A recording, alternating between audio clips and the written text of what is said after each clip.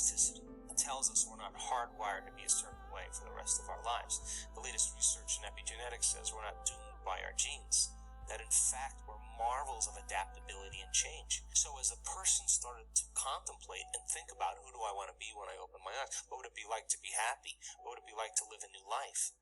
The frontal lobe is looking out into the landscape of the entire brain because it has connections to the entire neocortex, and it's got to resolve the problem. So it starts calling up different networks of neurons relevant to the question based on the knowledge the person learns or the experiences that they had in it. It begins to seamlessly piece together this new understanding, and that's called intention. And so if you're reading a book about how to become more happy, or if you're reading a book on how to be a leader in your life, or you're studying the process, every time you learn something new, you add new connections to your brain. So now you have raw materials for you to imagine even more. The act of mentally rehearsing begins to install the neurological hardware in your brain to look like it's already happened. Now, the brain is typically a record of the past, but the moment we install the neurological hardware, it becomes a map to the future, and you keep doing that.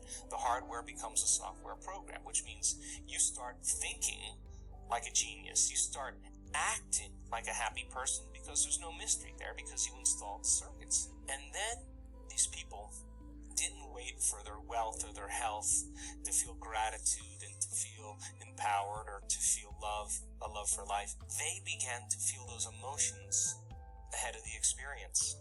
And their body, as the unconscious mind, doesn't know the difference between the experience in their life that creates the emotion and the emotion that they're creating by thought alone. The body's believing it's living in the future, in the present moment. And the stronger the emotion that they felt, the more they're going to pay attention to the thoughts they're thinking.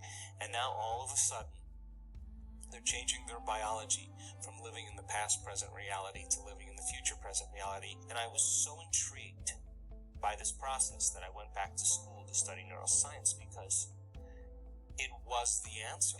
We started realizing that when people are stressed out or they're emotional and they start analyzing themselves and their lives within some disturbing emotion, they make their brain worse every time, not just once or every time. So we did over 5,000 HRV scans on the heart, because when you're stressed out and when you're impatient and when you're frustrated, the heart beats out of rhythm because it believes that there's a predator behind the corner here, or you're worried about the next thing that's going to happen.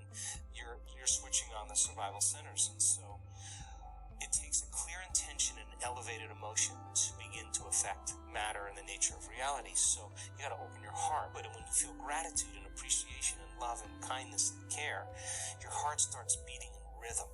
It starts beating in a coherent pattern. And when the heart is beating coherently, it produces a measurable magnetic field that can be up to 3 meters wide. It's a magnetic field that allows you to begin to spread your energy. And that energy is a frequency, and frequency carries information. And now that energy can carry the thought of your abundance. It can carry the thought of your wealth, because all thoughts have a frequency.